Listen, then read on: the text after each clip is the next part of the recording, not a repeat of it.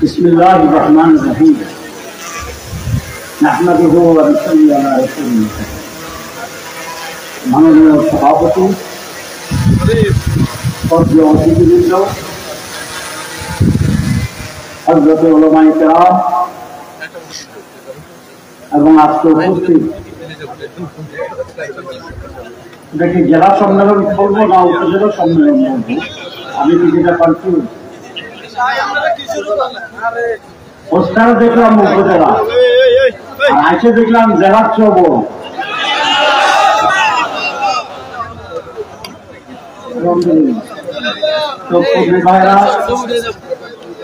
এবং শ্রদ্ধেয় বরুড়াবাসী, আসসালামু আলাইকুম ওয়া রাহমাতুল্লাহি ওয়া বারাকাতুহু। মহান আল্লাহ রাব্বুল আলামিনের শুকরিয়া আদায় করি, যিনি সবকিছুর মালিক, জীবনের মালিক, মৃত্যুর মালিক, কিয়ামত দিবসের মালিক, জান্নাতের মালিক,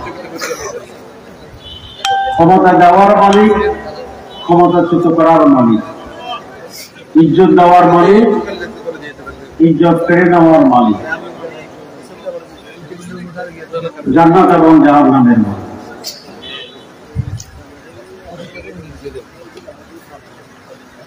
এই যে আজকের যে আকাশ,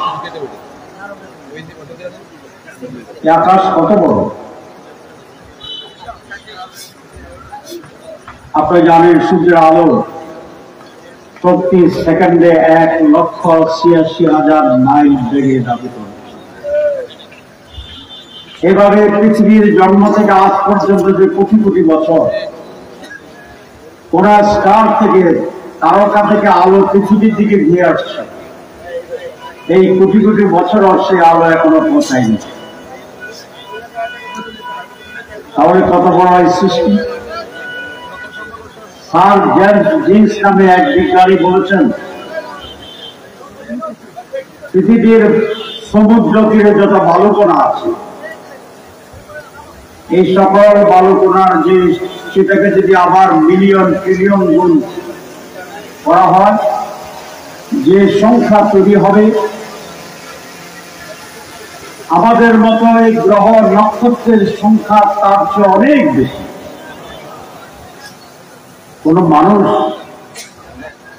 তার জ্ঞানের শক্তি দিয়ে এটা ভাবতে, কল্পনা করতে পারবে না যে আল্লাহর সৃষ্টি কত বড়। এখন যে আপনারা তাঁবুর নিচে বসে আছেন, রাতের বেলায় কি তাঁবু দরকার হয়? এখন সমগ্র পৃথিবীকে যদি তাঁবু দিয়ে ডেকে দেওয়া হয়, তাহলে কত কোটি, হাজার কোটি টাকার প্রয়োজন হয়। রাত আল্লাহ দিয়েছেন, সেটার প্রয়োজন কি কমিয়ে দিয়েছে। সূর্যের আলো যদি না হতো, তাহলে পৃথিবীতে কোনো খাদ্য সামগ্রী উৎপাদন হতো না। এই যে সূর্যের আলো যে শক্তি, সেই রকম একটি আলো আজকে আর্টিফিশিয়ালি গ্রিন হাউস সিস্টেম যেটাকে আমরা বলি তৈরি করা হয়, সেটার যে খরচ, একদিনের সূর্যের আলোর যে দাম হবে সারা পৃথিবীকে বিক্রি করলে তার সমান হবে। আল্লাহ কি বিনা পয়সা দিচ্ছে? না, বিল পাঠায় প্রতি মাসে, সূর্যের আলোর জন্য বিল আসে, তিনি আল্লাহ রাব্বুল আলামিন। আজকে আমরা এখানে যারা বসে আছি, তাদের দৃষ্টি আমি এই জন্য আকর্ষণ করতে চাই যে আল্লাহ এত বিশাল, এত মহান, এত সমৃদ্ধ, এতই শক্তিশালী, আমরা সেই আল্লাহকেই বিশ্বাস করি। আমরা সে আল্লাহর নির্দেশকে মেনে চলি। আমরা সাপের পূজা করি না, আমরা বড় গাছের পূজা করি না, আমরা স্টালিন মার্কসবাদের পূজা করি না, আমরা ভারতের মোদির পূজা করি না, আমরা আমেরিকার ট্রাম্পের পূজা করি না। আমরা কার ইবাদত করি? যিনি এই সকলের মালিক। একটা ছোট্ট ঘটনা বলি, আপনাদেরকে প্রথমে একটা ধন্যবাদ বাকি রয়ে গেছে। কিন্তু আপনাদের 9টা থেকে একদম নড়াচড়া না করিয়া এখানে বসে আছেন, বিশাল দৃঢ়তা, আপনাদের যে সাংঘাতিক ভাবে শক্তি, এই জন্য ধন্যবাদ হওয়ার যোগ্য। আমি ভাবছিলাম যে কিছু লোক হয়তো উঠে যাবে, এখন তো আরো কিছু লোক বাইরে দেখতেছি, এই জন্য ধন্যবাদ আপনাদের জন্য। আমেরিকা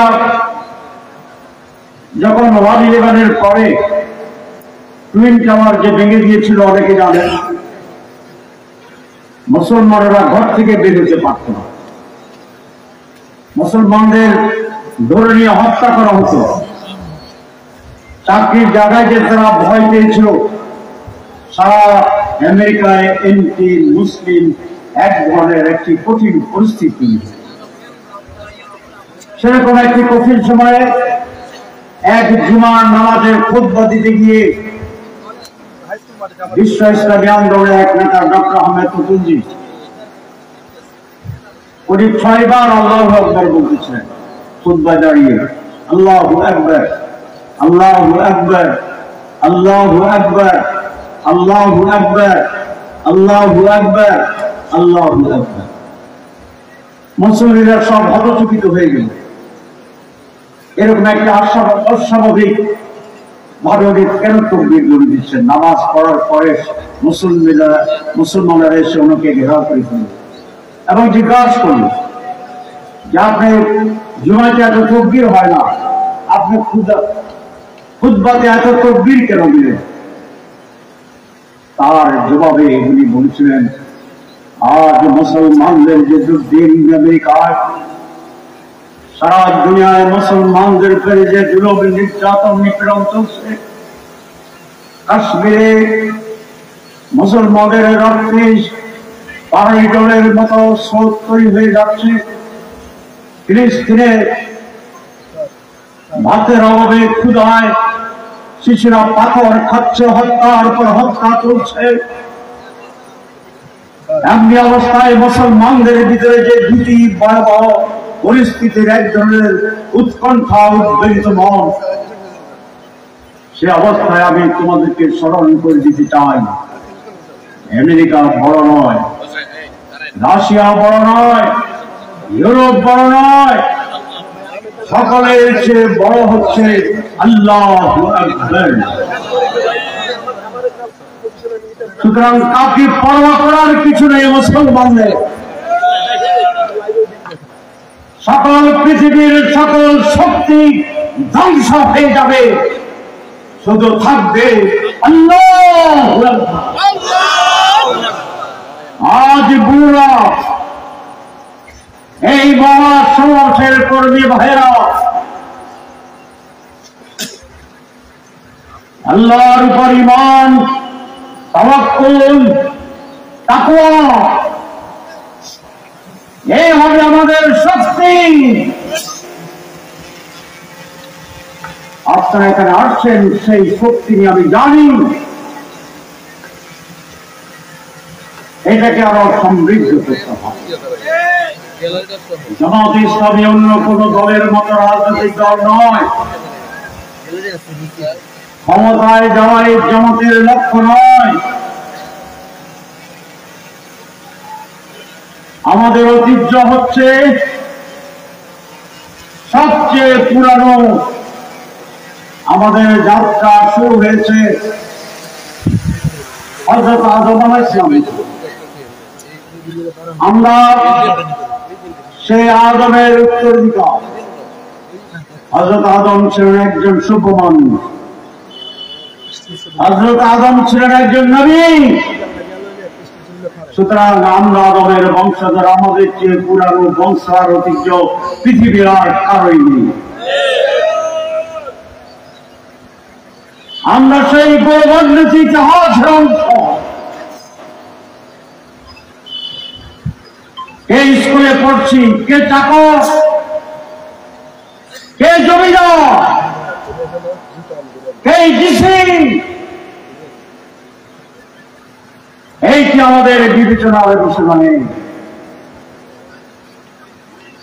সৈয়দ আল্লামা মওদুদী রহমাতুল্লাহ বলেছিলেন, একটি অনিসলামী দেশের প্রেসিডেন্টের চেয়ে একটি ইসলামী দেশের একজন কেরানি সাপ্রাসী চাকর অনেক বেশি দামি, মূল্যবান, মর্যাদাবান। কোরআন ঘোষণা করেছে, ইন্না আক্রামাকুম ইনদাল্লাহ কি আতকাকুম, আল্লাহর কাছে সম্মানিত হচ্ছে সেই ব্যক্তি যার তাকওয়া আছে, যার আল্লাহর ভয় আছে। ঠিক কিনা? আমাদের তাকওয়া আছে কার কার? হাত তোলেন। মাশাআল্লাহ, নামান। তাহলে আল্লাহর কাছে কারা সম্মানী? আপনারাই। যারা আল্লাহর কাছে সম্মানিত, তারা কার কাছে কিভাবে মূল্যায়িত, এটা কেয়ার করার কোন প্রয়োজন পড়ে? বিবেচনার প্রয়োজন পড়ে? সেই জন্য কোরআন বলে দিয়েছে, কুনতুম খায়রা উম্মাতিন উখরিজাত লিন-নাস তা'মুরুনা বিল মারুফ ওয়া তানহাউনা আনিল মুনকার। কোরআন বলছে, তোমরাই সর্বোত্তম জাতি। You are the greatest nation, the best nation, highest nation, the best nation, সর্বোত্তম জাতি। কুনতুম খায়রা উম্মাতিন। কোরআন বলছে আমরা সর্বোচ্চ জাতি। কে বলেছে? আল্লাহ। আল্লাহ যার সার্টিফিকেট দেয়, তার আর কোন সার্টিফিকেটের প্রয়োজন? কোন সার্টিফিকেটের প্রয়োজন? Without certificate from anybody, any university, আমরাই সর্বোত্তম। তাহলে আপনারা কারা? এখানে যারা বসে আছেন, সমাজের সর্বোত্তম ব্যক্তি। আমাদের হীনমন্যতার কোন প্রয়োজন নেই। সেই আমরা কারা? আমরা যারা আল্লাহর সন্তুষ্টির বাইরে দুনিয়ার কিছু চাই না। চাই যে ব্যক্তি নিজের জন্য চায় না, সেই তো উত্তম ব্যক্তি। বাংলাদেশের প্রেসিডেন্টরা যদি কিছু না চাইতো নিজের জন্য, প্রধানমন্ত্রীরা যদি নিজের জন্য কিছু না চাইতো, তাহলে এই দুরবস্থা হতো। কেমন চায় প্রধানমন্ত্রী? মানুষের হাজার কোটি টাকা, ভোল্টের স্বর্ণ, জমাকৃত ডলার, সব কিছু মাশাআল্লাহ বিদেশে দিয়ে দিচ্ছে। ব্যাংকে মানুষ টাকা রাখে গ্যারান্টির জন্য, সিকিউরিটির জন্য, আর প্রধানমন্ত্রী আর ব্যাংকের মালিক মিলা মানুষের জমাকৃত সব টাকা চলে গেছে। এইরকম ইতিহাস পৃথিবীতে নাই। আমি অনেককে জিজ্ঞাসা করেছি, ব্যাংকের অফিসারদেরকে, ব্যাংকের অনেক ব্যক্তিকে জিজ্ঞাসা করেছি যে এটা এরকম ঘটনা আর পৃথিবীর কোন দেশে কোন যুগে ঘটেছিল। তারা খবর নিয়ে জানিয়েছে, হাজার কোটি টাকা ব্যাংকের টাকা লুট করার ইতিহাস পৃথিবীতে এটি প্রথম বাংলাদেশে, এবং তার পরিণতিও ঐতিহাসিক। পৃথিবীর ইতিহাসে এটাও বোধহয় প্রথম। অনেকটি দলের প্রধান থেকে শুরু করে সকল কেন্দ্রীয় নেতৃত্ব পালিয়ে গেছে, সকল জেলার সভাপতিরা পালিয়ে গেছে, সকল উপজেলা সভাপতিরা পালিয়ে গেছে, অধিকাংশ ইউনিয়ন সভাপতি পালিয়ে গেছে।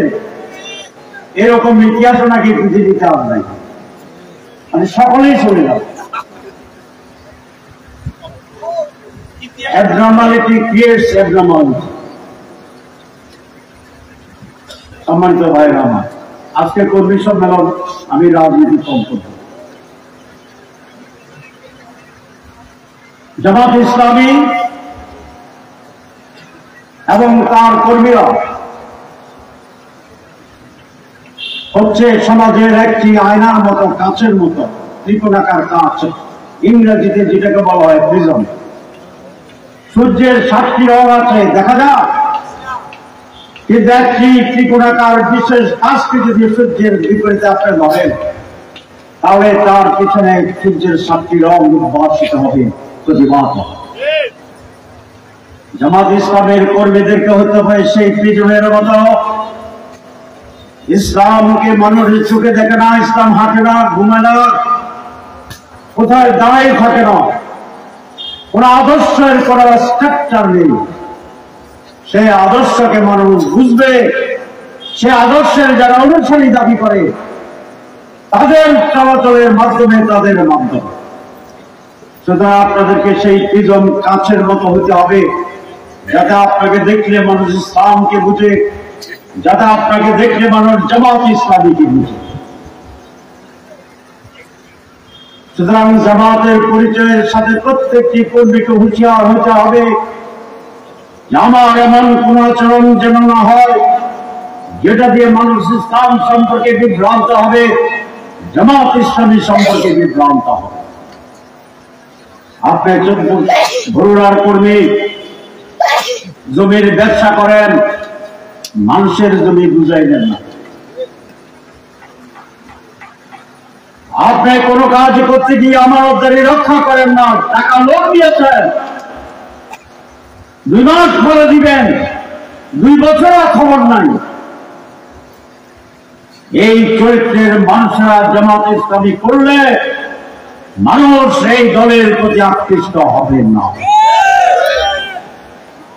আওয়ামী লীগ যদি করে তাহলে মানুষ কেন আওয়ামী লীগকে সমর্থন করে? মানুষ মনে করে এরা তো আওয়ামী লীগ, এরা কিছু সাদাবাজি করিবে। আর সাদাবাজার লোকেরাও তো আছে কিছু। আর বিএনপি যদি করে, এটা বলবো না, তারা আমাদের বন্ধু সংগঠন, বলবো পরে বলবো। আপনারা বুঝছেন কিনা তাহলে আর বলার দরকার, বুঝার জন্যই তো বলো। আর জামাত ইসলামীকে আজকে মানুষ কেন আগ্রহ সহকারে দেখছে? আমাদের ইতিহাস, আমাদের উদাহরণ। ইংরেজিতে কথা আছে, এক্সাম্পল ইজ বেটার দ্যান প্রিসিপ। উপদেশের চেয়ে দৃষ্টান্ত ভালো। আপনি উপদেশ দিলেন চুরি করবে না, এতে কোনো লাভ নেই। চুরি আমি করি নাই, এটাই কথা। আমাদের 2 মন্ত্রী ছিলেন, এমপি ছিলেন 20 জন। আমাকেও 18 মাস জেলে দিতে হয়েছে দুর্নীতি আছে কিনা সেটা টেস্ট দেওয়ার জন্য। শীর্ষ দুর্নীতিবাজ হিসাবে আমাকেও অ্যারেস্ট করেছে। 3টা তদন্ত কমিটি করা হয়েছে। প্রথম জন বলছে ওনার দুর্নীতি নাই, বলছে বিশ্বাস করি না। আবার দ্বিতীয় কমিটি বলছে ওনার দুর্নীতি নাই, বলছে না তাও হবে না, আরেকটা দিয়ে তদন্ত করবো। 3rd টাইম করছি, আলহামদুলিল্লাহ 3য় ব্যক্তি বলছে ওনার কোন দুর্নীতি প্রমাণ পাওয়া যায় নাই। এবং এই যারা আমাকে অ্যারেস্ট করেছিল তারাই টেলিভিশনে বলেছে ওনাকে ধরেছি মিস্টেক অফ ফ্যাক্ট, মানে ভুল তথ্যের ভিত্তিতে ওনাকে অ্যারেস্ট করা হয়েছে। আর আমাদের 2 মন্ত্রীকে তো সারা বিশ্ব দূরে নিয়ে দিচ্ছে, পা থেকে মাথা পর্যন্ত। জামাত ইসলামীর মন্ত্রীদের যদি 10 টাকার দুর্নীতির প্রমাণ পাইত, এটাকে 10 বিলিয়ন বানাই দিত, ঠিক কিনা? বানাই এটা প্রচার করত। আলহামদুলিল্লাহ 1 টাকাও পাইনি, জিরোকে আর বানাবে কেন? জামাতের ইতিহাস, উদাহরণ, বাস্তবতা। জামাত তার স্বল্প সংখ্যায় মন্ত্রী এবং কর্মী এমপি দিয়ে প্রমাণ করেছে জামাত একমাত্র দল যার নেতৃত্বে কোন দুর্বলতা নেই, কোন দুর্নীতি নেই। আপনারা কি এটাতে গর্ববোধ করেন? আপনারা এটা ফলো করবেন? এই কথা যেন মানুষ বলে, দুর্নীতি মুক্ত দেশ, দুর্নীতি মুক্ত গ্রাম, এটা যদি দেখতে চাও তাহলে জামাতের ওই কর্মীকে দেখো। আমানতদারিকে কোনো টাকা জমা রাখতে চাও, এখন তো মানুষ টাকা ব্যাংকে জমা রাখতে চায় না, সেইটি যেন আপনার বাড়িতে গিয়ে রিকোয়েস্ট করে যে আমার 50,000 টাকা আছে, এটা আমি আপনার কাছে রেখে নেব। এই পরিস্থিতি তৈরি হয়েছে না হয় নাই? যদি না হয় তাহলে আমাদেরকে সেই পরিস্থিতি তৈরি করতে হবে নিজেকে দিয়ে। রাসূল আকরাম সাল্লাল্লাহু আলাইহি ওয়াসাল্লাম যখন মদিনা হিজরত করতে বাধ্য হচ্ছিলেন, তার কাছে অনেক কাফের সম্পদ গচ্ছিত ছিল, ঠিক কিনা? উনি যখন চলে যাচ্ছিলেন, প্রত্যেকটি সম্পদকে হযরত আলীকে বুঝিয়ে দিয়েছে। আলী জানে যে তাকে হত্যা করতে পারে, তারপরেও আল্লাহ রসুলের আমানত রক্ষা এবং বুঝে দেওয়ার জন্য রসুলের নির্দেশে সেদিন দাঁড়িয়েছিল, সকলে তার আমানত পেয়েছিল। This is Islam, this is Islam, this is the prophet of Islam, leader of Islam. আমরা তো সেই দল করি, আমাদের নেতার বিরুদ্ধে হাজার বিলিয়ন কোটি ডলার পাচার করার মামলা নাই। আর একটি দল আসুন, বলুন, চ্যালেঞ্জ করুন, যদি চ্যালেঞ্জ করতে পারেন আমরা অত্যন্ত আনন্দিত হব। আমরা চাই দুর্নীতি মুক্ত নেতৃত্ব, আমরা আপনাদের গলায় মালা দেব।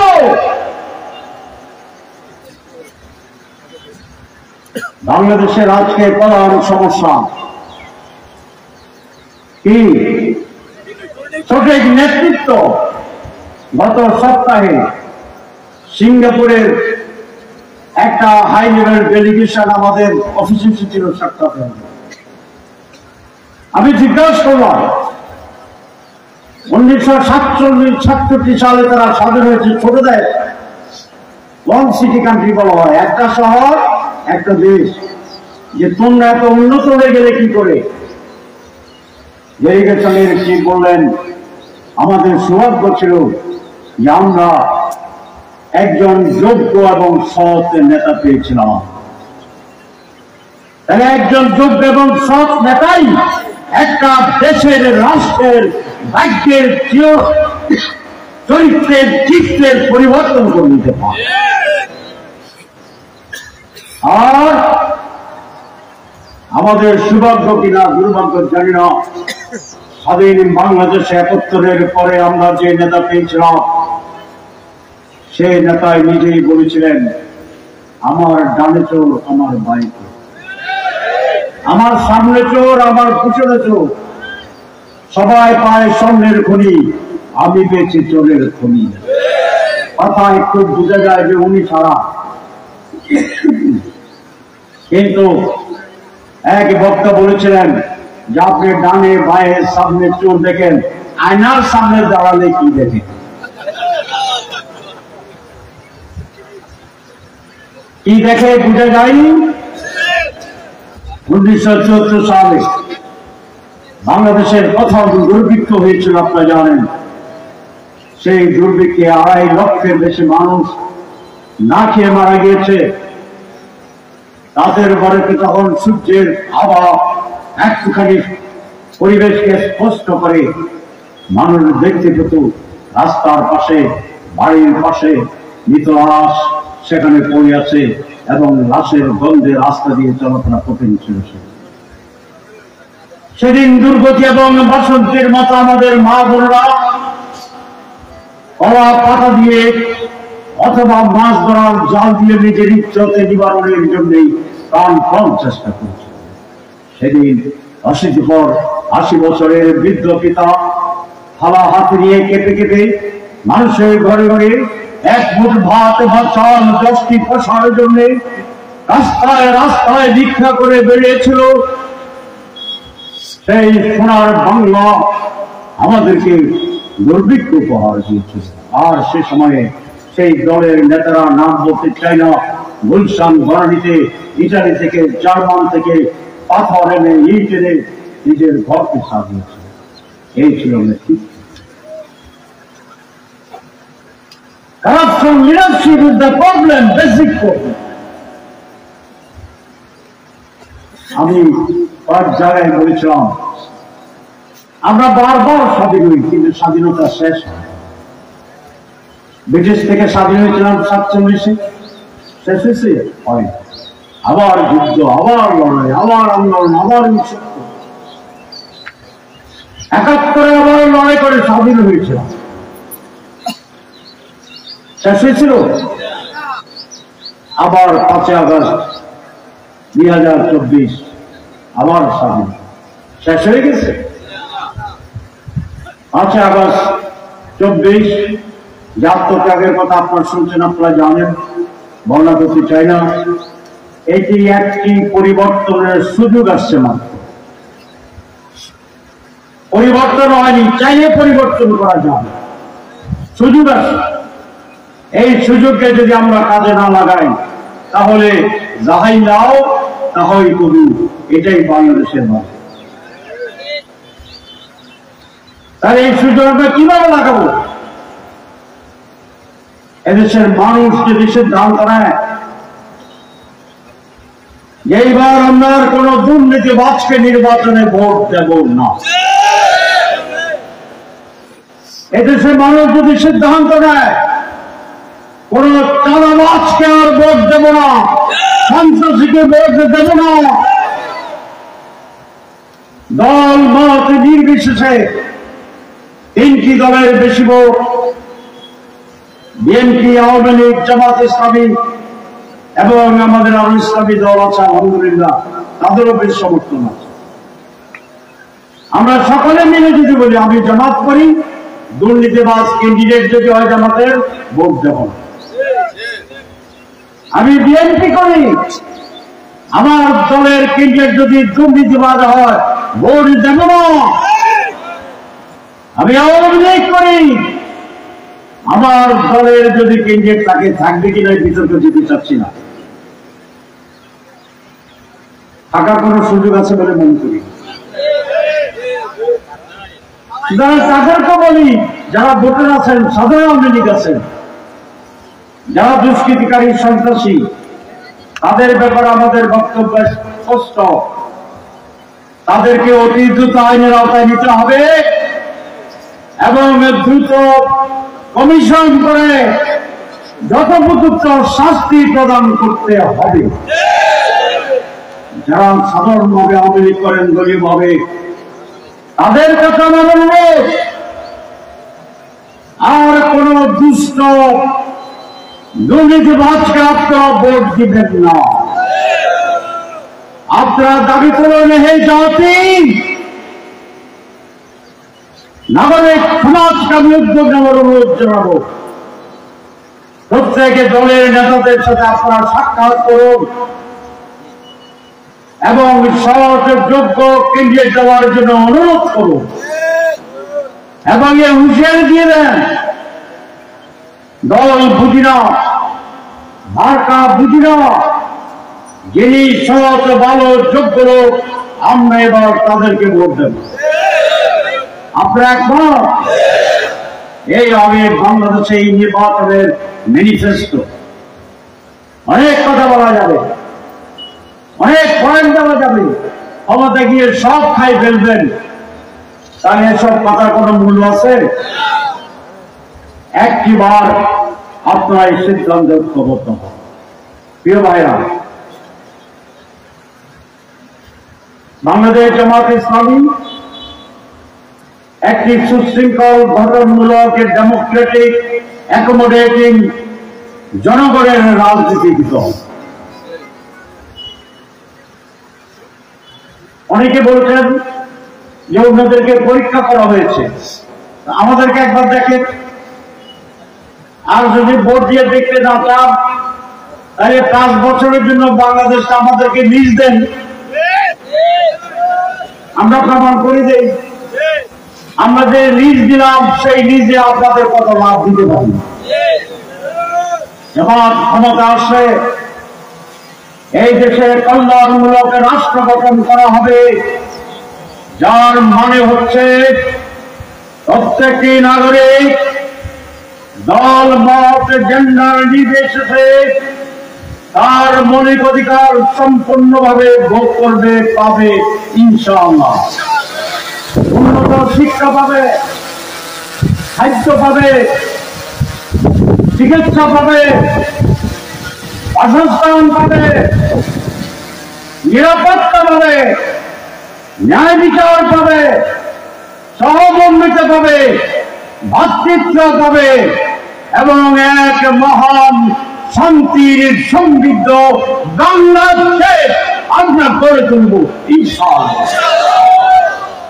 আমরা যদি সমৃদ্ধ দেশ করি, আপনার কি আপত্তি? আমরা যদি মানুষের অর্থনীতি ভালো করে যাই, আপনার কি আপত্তি? আমি যদি সকলকে সার্বজনীন উন্নত শিক্ষার ব্যবস্থা করে দেই, আপনার কি অসুবিধা? আচ্ছা, অসুবিধা আছে? তাহলে আমাদেরকে একবার দিয়ে দেখেন, ৫৫ বছর তো হচ্ছে, কিছু তো হয়নি। সোনার বাংলার সমাধান করছে?